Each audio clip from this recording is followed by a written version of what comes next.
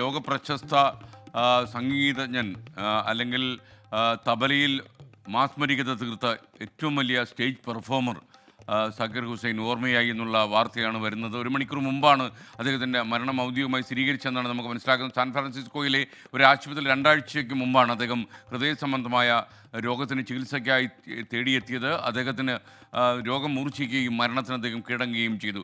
ഒരുപക്ഷെ ലോകം മുഴുവൻ വിസ്മയിച്ചു നിന്ന ഒരു വലിയ പ്രതിഭയാണ് അരങ്ങൊഴിയുന്നത്. പി ജെയിംസ് കൂടി നമുക്കിപ്പോൾ ടെലിഫോണിൽ ചേരുന്നു.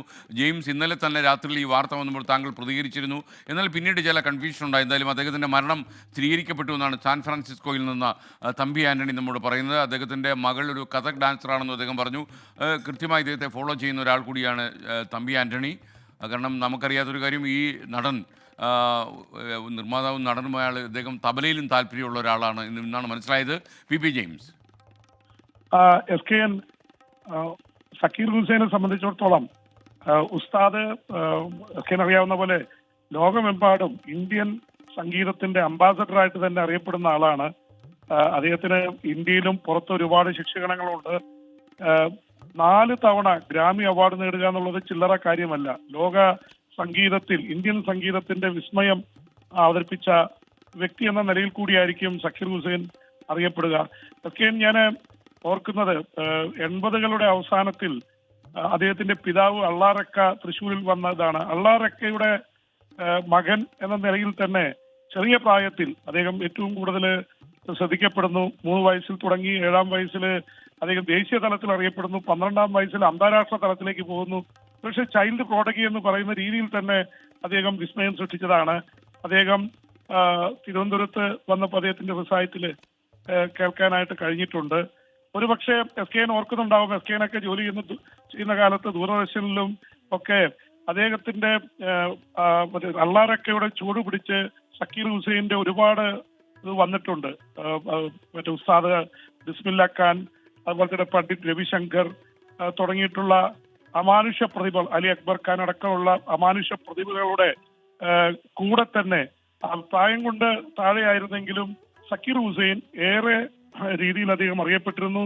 അദ്ദേഹത്തിന്റെ മുടിയും നീട്ടി വളർത്തിയ മുടി അത് ചലിപ്പിച്ചുകൊണ്ട് എപ്പോഴും ചിരിച്ചുകൊണ്ടാണ് അദ്ദേഹം, ഒരിക്കലും ചിരിക്കാതെ അദ്ദേഹം ഈ തബല വായിക്കുന്നത് കണ്ടിട്ടില്ല. ആസ്വദിച്ച് തബല വായിക്കുന്ന ഒരു വ്യക്തി എന്ന നിലയിൽ കൂടിയാണ് ഒരു ഇന്റർനാഷണൽ ബ്രാൻഡായിട്ട് അദ്ദേഹം മാറിയത്.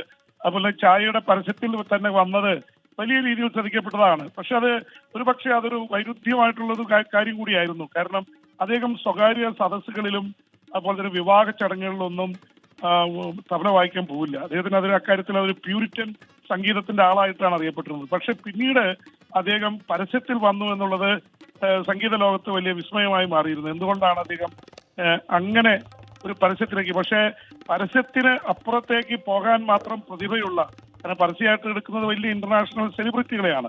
ആ തരത്തിൽ തബലയിൽ ഒരു സെലിബ്രിറ്റി ആയിട്ട് മാറിയിരുന്നു. ഒപ്പം തന്നെ SKN കേരളവുമായിട്ട് ഒരുപാട് ബന്ധം അദ്ദേഹത്തിനുണ്ടായാലും ഒരു കാര്യം, വാനപ്രസ്ഥം എന്ന സിനിമയാണ്, ഷാജി എൻ കരുണിന്റെ വാനപ്രസ്ഥം കാൻ മേളയിൽ വരെ പോയപ്പോ ഈ തബലയിൽ അദ്ദേഹം തീർത്ത ഒരു സംഗീതത്തിന്റെ വിസ്മയം ലോകത്തോളം എത്തിയിരുന്നു എന്നുള്ളത് തന്നെയാണ്.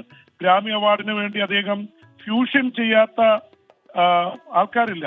ജോർജ് ഹാരിസിനെ പോലുള്ള പ്രമുഖർ, മിക്കി ഹാർട്ടിനെ പോലുള്ളവർ, അതുപോലെ തന്നെ പല മേഖലകളിൽ ജാസ് സംഗീതത്തിൽ മിക്കി ഹാർട്ടുമായിട്ട് ചേർന്ന പ്ലാനറ്റ് ഡ്രം അത് വലിയ രീതിയിൽ ഗ്രാമി അവാർഡുകൾ നേടുകയും ലോക പ്രശസ്തമായ ആൽബങ്ങളായിട്ട് മാറുകയും ചെയ്തതാണ്.